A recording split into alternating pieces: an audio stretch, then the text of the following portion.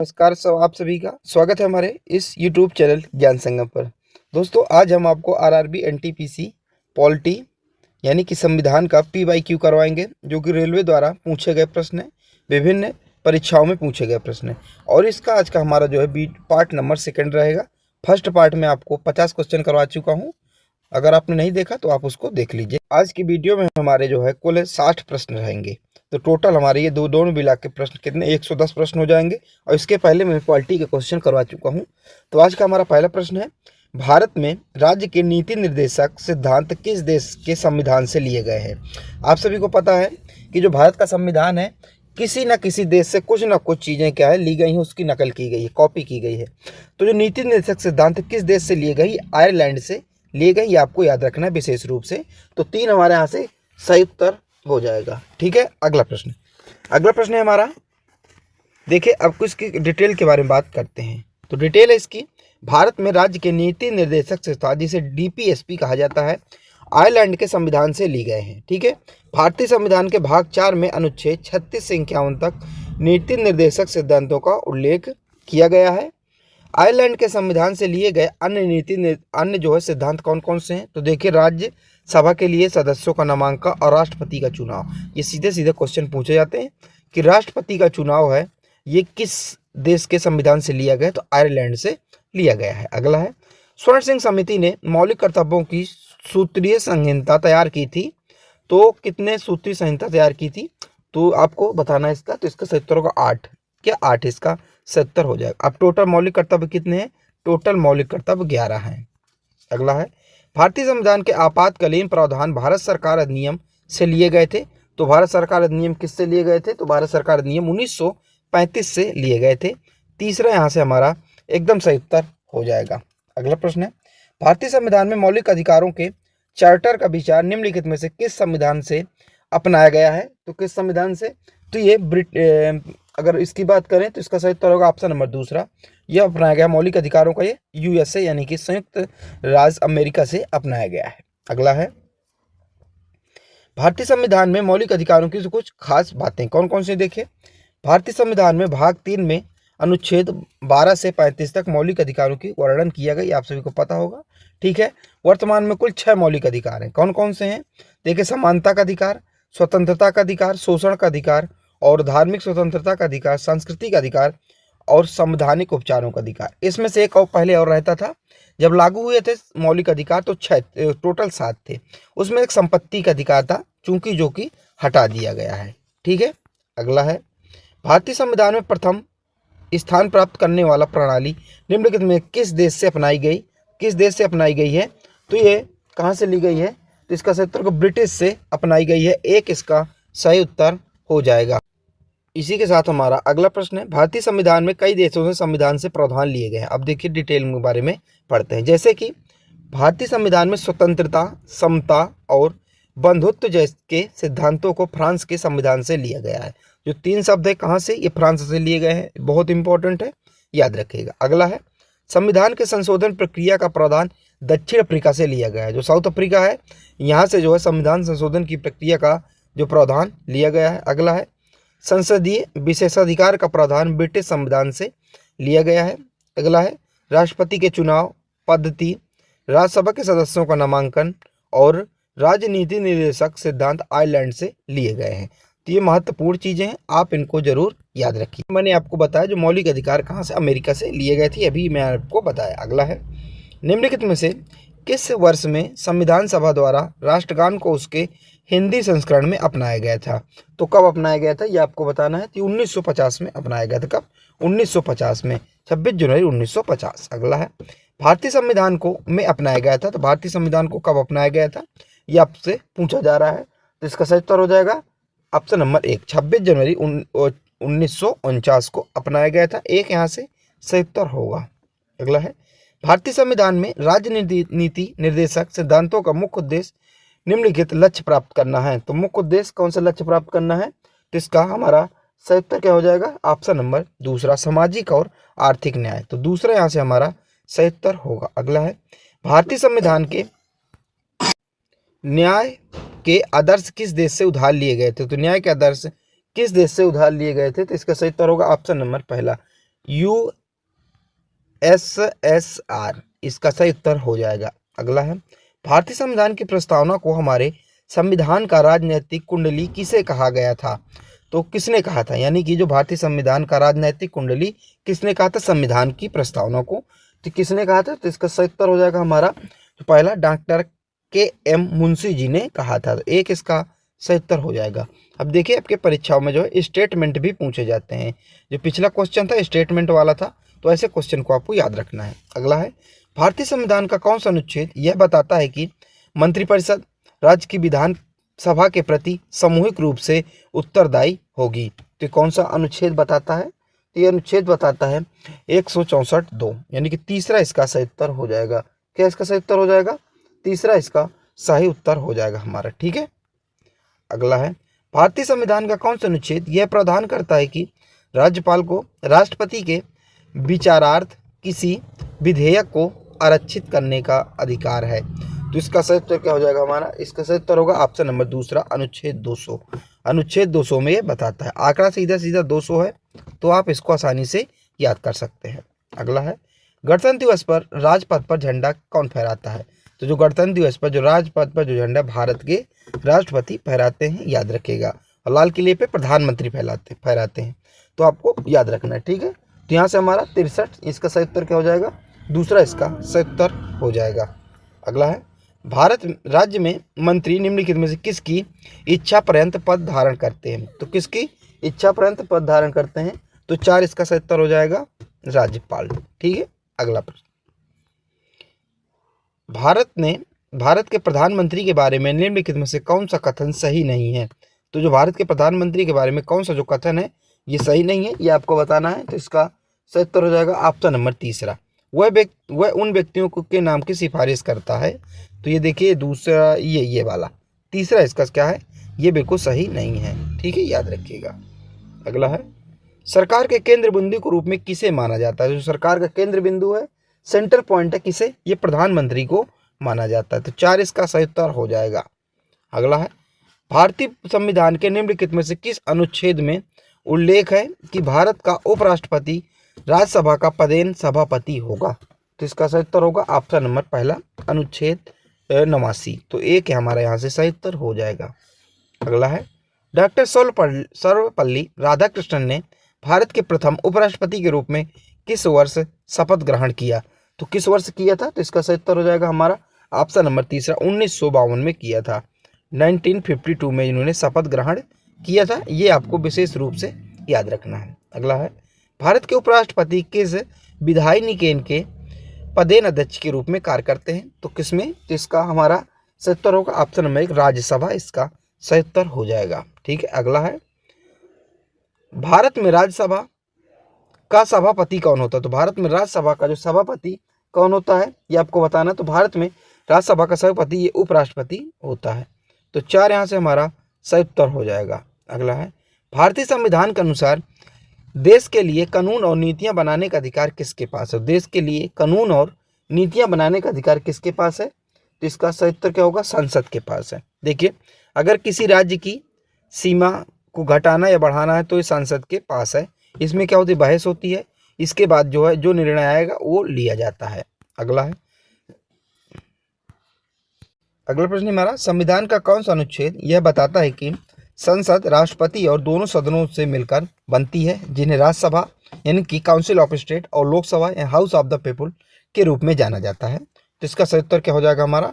इसका सही उत्तर हो जाएगा 72 का सही उत्तर क्या होगा? ऑप्शन नंबर 1, 79, यानी कि 79 जो अनुच्छेद ये बताता है। अगला है, निम्नलिखित में से कौन सा भारतीय संविधान की मूल विशेषता नहीं है? तो इसकी मूल विशेषता कौन सी नहीं है? तो ये एक स्रोत से लिया गया, इसकी ये मूल विशेषता नहीं है। बाकी सारी की क्या है? ये मूल विशेषताएं हैं। तो 4 इसका सही उत्तर हो जाएगा। अगला प्रश्न है, भारत में नागरिकता के अधिकार को विनियमित करने की शक्ति किसके पास है?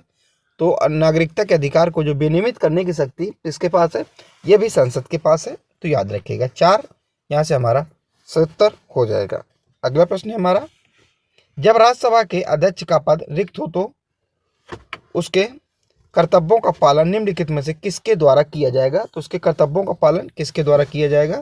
अगर राज्यसभा जो राज्यसभा के पद अध्यक्ष का पद खाली होता है, तो ये राज्यसभा के जो उपाध्यक्ष होता है इनके द्वारा किया जाएगा। ठीक है, इनके द्वारा। अगर मान लीजिए इनका भी पद खाली है तो फिर राष्ट्रपति अपने हिसाब से अपने अनुसार किसी को भी नियुक्त कर सकता है। ठीक है, अगला है, जैसा कि भारत के संविधान के अनुच्छेद 168 में निहित है कि राज्य के विधानमंडल के 2 सदन हैं, एक को और दूसरे को विधानसभा के रूप में जाना जाएगा। तो इसका सही उत्तर क्या हो जाएगा? एक को तो क्या कहा जाता है? विधानमंडल के 2 सदन हैं, एक को और दूसरे को विधानसभा। तो एक पहले को क्या कहा जाता है? तो पहले को क्या कहा जाता है? विधान परिषद कहा जाता है। क्या विधान परिषद कहा जाता है? याद रखिएगा। अगला है, भारत में सर्वोच्च न्यायालय के न्यायाधीशों का वेतन द्वारा तय किया जाता है। तो किसके द्वारा? तो भारत की संसद के द्वारा तय किया जाता है, याद रखिएगा। अगला है, 17वीं लोकसभा में उड़ीसा से कितने सांसद चुने गए थे? तो 17वीं लोकसभा में उड़ीसा से कितने सांसद चुने गए थे? ये 21 सांसद चुने गए थे, याद रखिएगा। अगला है, भारतीय संविधान के अनुसार मंत्रिमंडल का आकार निम्नलिखित में से किससे अधिक होना चाहिए? तो किससे अधिक होना चाहिए ये आपको बताना है। तो इसका सही उत्तर हो जाएगा लोकसभा के कुल सदस्यों का 15% से अधिक होना चाहिए। ठीक है, अगला है, राष्ट्रीय आपातकाल के दौरान लोकसभा का कार्यकाल निम्नलिखित अवधि के लिए बढ़ाया जा सकता है। तो कितनी अवधि के लिए बढ़ाया जा सकता है? तो इसका सही उत्तर हो जाएगा ऑप्शन नंबर तीसरा हमारा सही उत्तर हो जाएगा। 1 वर्ष में 1 बार के लिए बढ़ाया जा सकता है। तीसरा यहाँ से हमारा सही उत्तर हो जाएगा। तीसरा यहाँ से सही उत्तर हो जाएगा। अगला है, भारत के महान्यायवादी का पद के प्रसाद पर्यंत रहता है। तो रहेगा किसके प्रसाद पर्यंत रहेगा? तो इसका सही उत्तर क्या हो जाएगा? भारत के राष्ट्रपति। क्या? भारत के राष्ट्रपति, इसका सही उत्तर हो जाएगा। अगला है, भारत के महान्यायवादी के बारे में निम्नलिखित में से कौन सा कथन सही नहीं है? तो जो कथन गलत है उस कथन का चयन करना है। तो इसका सही उत्तर क्या हो जाएगा? हमारा चौथा, उनकी नियुक्ति भारत के प्रधानमंत्री द्वारा की जाती है, जो कि बिल्कुल गलत है। भारत के जो महान्यायवादी उनकी नियुक्ति प्रधानमंत्री के द्वारा नहीं की जाती है। अगला है, 1 अक्टूबर 2022 को से भारत के अटॉर्नी जनरल के रूप में किसे नियुक्त किया गया है? तो किसे नियुक्त किया गया है ये आपको बताना है। तो 83 का हमारा सही उत्तर क्या हो जाएगा? ऑप्शन नंबर चौथा, आर वेंकटी रमणी। तो इसका सही उत्तर हो जाएगा 4, इसका सही उत्तर हो जाएगा। तो हमारा इसका 4 इसका सही उत्तर हो जाएगा। अगला है, भारतीय संविधान के निम्नलिखित में से कौन से अनुच्छेद भारत के नियंत्रक एवं महालेखा परीक्षक से संबंधित है? तो कौन सा अनुच्छेद संबंधित है? तो इसका सही उत्तर हो जाएगा ऑप्शन नंबर हमारा, इसका सही उत्तर क्या हो जाएगा? ऑप्शन नंबर चौथा, अनुच्छेद 148 से 158। तो इसका सही उत्तर हो जाएगा। अगला है, भारतीय संविधान के निम्नलिखित में से कौन सा अनुच्छेद भारत के नियंत्रक और महालेखा परीक्षक की नियुक्ति से संबंधित है? तो कौन सा संबंधित है? तो इसका सही उत्तर होगा ऑप्शन नंबर तीसरा, यानी कि 148। ये बहुत इंपॉर्टेंट क्वेश्चन है, आप लोगों को विशेष रूप से इनको याद रखना है। अगला है, भारतीय संविधान के किस अनुच्छेद में राज्यसभा के सभापति और उपसभापति तथा लोकसभा के अध्यक्ष और उपाध्यक्ष के वेतन और भत्तों का उल्लेख है? तो इसका सही उत्तर क्या हो जाएगा हमारा? तो इसका सही उत्तर हो जाएगा, इसका सही उत्तर क्या हो जाएगा? ऑप्शन नंबर दूसरा इसका सही उत्तर हो जाएगा। ऑप्शन नंबर दूसरा इसका सही उत्तर 97 इसका सही उत्तर हो जाएगा। इसी के संदर्भ में हमारा अगला प्रश्न है, भारत का वित्त आयोग से बना है। तो भारत का वित्त आयोग कितने सदस्यों से इस तरह जो बना है, जो आपको ऑप्शन में दिखाई दे रहा है? तो इसका सही उत्तर हो जाएगा ऑप्शन नंबर पहला, 1 अध्यक्ष और अन्य 4 अन्य सदस्यों के साथ बना है। तो 1 इसका हमारा सही उत्तर हो जाएगा। अगला प्रश्न हमारा, राइका जनजाति किस राज्य में पाई जाती है? जो राइका जनजाति है किस राज्य में पाई जाती है आपको बताना है। तो ये राजस्थान में पाई जाती है। तीसरा हमारा विशेष रूप से सही उत्तर हो जाएगा। ठीक है, अगला प्रश्न है इसी के संदर्भ में हमारा अगला प्रश्न कह रहा है, संघ लोक सेवा आयोग के अध्यक्ष और सदस्यों के संपूर्ण वेतन, भत्ते और पेंशन का भार पर लगाया जाता है। तो ये किस पर लगाया जाता है? जो संघ लोक सेवा आयोग के अध्यक्ष होते हैं और उसके सदस्य होते हैं, जिनको पेंशन भत्ता दी जाती है, तो इसका जो भार है किस पर लगाया जाता है? तो इसका सही उत्तर क्या हो जाएगा हमारा? इसका सही उत्तर हो जाएगा ऑप्शन नंबर 1 इसका सही उत्तर हो जाएगा, भारत की समेकित निधि। 1 यहाँ से हमारा एकदम सही उत्तर हो जाएगा। अगला है, भारत के वित्त आयोग का उल्लेख किस अनुच्छेद में मिलता है? तो भारत के जो वित्त आयोग का उल्लेख है किस अनुच्छेद में मिलता है? तो इसका जो उल्लेख है ये मिलता है ऑप्शन नंबर हमारा वित्त आयोग का उल्लेख मिलता है 280 अनुच्छेद में, तो दूसरा इसका सही उत्तर हो जाएगा। अगला है ऑयल इंडिया लिमिटेड, यानी कि जिसे ऑयल किस प्रशासनिक संरचना के अंतर्गत आता है, तो इसको आपको पता है जो क्या है, ये पेट्रोलियम और प्राकृतिक गैस मंत्रालय है, तो ये किसका सही उत्तर हो जाएगा। अगला है 1932 में काका हाथरसी द्वारा स्थापित संस्थान है, तो इसका सही उत्तर क्या हो जाएगा हमारा 92 का एकदम सही उत्तर क्या होगा, 92 का सही उत्तर होगा संगीत कार्यालय। क्या होगा, संगीत कार्यालय द्वारा संस्थापित स्थापना है। अगला प्रश्न हमारा गुजरात में सबसे पुराना लेंस वर्क केंद्र कहाँ स्थित है, तो गुजरात में सबसे पुराना जो लेंस वर्क केंद्र है ये कहाँ, ये जामनगर में स्थित है। आप लोगों को विशेष रूप से याद रखना है, तो 4 इसका हमारा सही उत्तर हो जाएगा। अगला प्रश्न है आईटीसी संगीत अनुसंधान अकादमी कहाँ स्थित है, तो आईटीसी संगीत अनुसंधान जो अकादमी है ये मुख्य रूप से कहाँ स्थित है, ये कोलकाता में स्थित है, इसको भी आपको याद रखना है। ठीक है, अगला प्रश्न है हमारा, अगला प्रश्न कर रहा है विदेशी निवेश बोर्ड की स्थापना किस वर्ष हुई थी, तो विदेशी निवेश बोर्ड की स्थापना है ये किस वर्ष 1958 में हुई थी। माफ कीजिए कब हुई थी, तो इसका सही उत्तर क्या हो जाएगा 1968 में हुई थी। कब, 1968 में हुई थी, यानी कि 1968, तो दूसरा इसका सही उत्तर होगा। अगला है दंतोपंत ठेंगड़ी राष्ट्रीय श्रमिक शिक्षा और विकास बोर्ड की स्थापना किस वर्ष हुई थी, तो इस बोर्ड की स्थापना है जो किस वर्ष हुई थी, ये 1958 में हुई थी, याद रखिएगा। तीसरा इसका सही उत्तर हो जाएगा। अगला है अलीगढ़ में पश्चिमी शिक्षा के प्रसार के लिए मोहनदन एंग्लो ओरिएंटल कॉलेज की स्थापना निम्नलिखित में से किसने की थी, तो एक कॉलेज की स्थापना किसने की थी, तो ऑप्शन नंबर तीसरा सही उत्तर हो जाएगा सर सैयद अहमद खान ने की थी। तीसरा इसका सही उत्तर हो जाएगा, तीसरा इसका सही उत्तर हो जाएगा। अगला है 1935 में भारतीय रिजर्व बैंक का केंद्रीय कार्यालय वर्तमान में किस शहर से स्थापित किया गया था, तो किस शहर से स्थापित किया गया था ये आपको बताना है, तो इसका सही उत्तर हो जाएगा कोलकाता। क्या, कोलकाता से जो है स्थापित किया गया था। ठीक है, इसके बाद इसको मुंबई स्थानांतरित कर दिया गया था, ये भी आपको याद रखना। अगला है भारतीय पर्यटन और यात्रा प्रबंधन संस्थान का मुख्यालय कहाँ स्थित है, तो भारतीय पर्यटन और जो यात्रा प्रबंधन संस्थान का मुख्यालय है जो ये कहाँ स्थित है, ये ग्वालियर में स्थित है। और ग्वालियर कहाँ है, ग्वालियर भारत के एमपी में पड़ता है, यानी कि मध्य प्रदेश में पड़ता है। अगला है लक्ष्मीबाई राष्ट्रीय शारीरिक शिक्षा महाविद्यालय स्थित है, ये कहाँ स्थित है, तो इसका सही उत्तर क्या हो जाएगा, ग्वालियर कहाँ स्थित है, केरल में स्थित है। कहाँ, तिरुवनंतपुरम केरल में स्थित है, दूसरा इसका सही उत्तर हो जाएगा। अगला प्रश्न है हमारा निम्नलिखित में से किस संगठन ने कहा कि भारत में समांतर न्यायिक व्यवस्था एक अमीरों के लिए और दूसरा गरीबों के लिए नहीं हो सकती, तो इसका सही उत्तर क्या हो जाएगा, तो किस संगठन ने कहा था, ये कहाँ के संगठन ने कहा था, तो ये कहा था सर्वोच्च न्यायालय ने कहा, सर्वोच्च न्यायालय ने कहा था। अगला प्रश्न है हमारा भारत के सर्वोच्च न्यायालय में न्यायाधीश और राज्य भारत के मुख्य न्यायाधीश होते हैं, तो कितने भारत के मुख्य न्यायाधीश होते हैं, तो इसका सही उत्तर हो जाएगा 33 होते हैं, तो दूसरा इसका हमारा एकदम सही उत्तर हो जाएगा।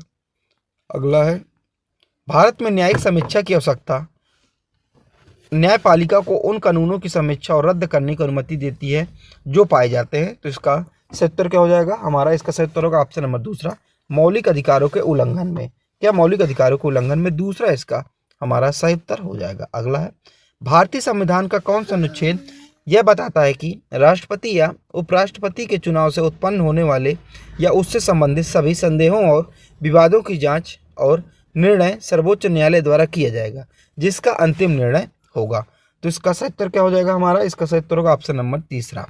अब अनुच्छेद 71 इसमें यह बताता है कि मान लीजिए कोई देश में हमारे राष्ट्रपति का चुनाव हुआ या फिर उपराष्ट्रपति का चुनाव हुआ, उसमें अगर पब्लिक को या फिर किसी अपोजिट को, विपक्ष को संदेह है कि इसमें क्या धांधली हुई है, कुछ भी गड़बड़ हुई है राष्ट्रपति या उपराष्ट्रपति के चुनाव में, तो वो क्या है, वो इसका निर्णय लेने का अधिकार किसके पास, सर्वोच्च न्यायालय के पास है, यानी कि सुप्रीम कोर्ट के पास है। और उसका निर्णय क्या हो, अन्य जो निर्णय होगा अंतिम निर्णय होगा और वही निर्णय मान्य होगा। अगला है भारत का संघीय न्यायालय दिल्ली में के अधिनियम द्वारा स्थापित किया गया था, तो किस अधिनियम द्वारा, 1935 के अधिनियम द्वारा स्थापित किया गया था। 4 हमारा एकदम सही उत्तर हो जाएगा। अगला है CJI का पूरा नाम क्या है, तो CJI का पूरा नाम क्या है ये आपको फुल फॉर्म बताना है। इसका सही उत्तर हो जाएगा भारत के मुख्य न्यायाधीश, CGI भारत के मुख्य न्यायाधीश। अच्छा, आपको कमेंट में बताना है भारत के मुख्य न्यायाधीश कौन है और किस नंबर के हैं, ये आपको दोनों चीजें क्या है कमेंट में बतानी है। अगला है नवंबर 2022 में सर्वोच्च न्यायालय ने EWS कोटे के 10% आरक्षण को बरकरार रखा। यह EWS आरक्षण निम्नलिखित में से किस आयोग की सिफारिशों के आधार पर दिया गया था? तो इसका सही उत्तर क्या हो जाएगा? सिंघो आयोग। क्या सिंघो आयोग? एक यहाँ से हमारा एकदम सही उत्तर हो जाएगा। अगला है संविधान के अनुच्छेद 22 के प्रावधानों के तहत सलाहकार बोर्ड में ऐसे व्यक्ति शामिल होते हैं जो के रूप में नियुक्त किए जाते हैं या फिर किए जा सकते हैं। तो इसका सही उत्तर क्या हो जाएगा हमारा? इसका सही उत्तर होगा ऑप्शन नंबर तीसरा, उच्च न्यायालय के न्यायाधीश। तो तीसरा यहाँ से सही उत्तर हो जाएगा। ठीक है, अगला प्रश्न है भारतीय संविधान के निम्नलिखित में से कौन से अनुच्छेद में सर्वोच्च न्यायालय के अभिलेख न्यायालय के रूप में उल्लेखित किया गया है? तो इसका सही उत्तर क्या हो जाएगा? ऑप्शन नंबर एक यहाँ से हमारा सही उत्तर हो जाएगा, अनुच्छेद 129। तो इस प्रकार मैंने इस वीडियो में आपको कितने 60 प्रश्न करवा दिए और इसके फर्स्ट वाली वीडियो में आपको मैंने 50 प्रश्न करवा दिए। तो टोटल आपको 110 प्रश्न पॉलिटी के हो गए।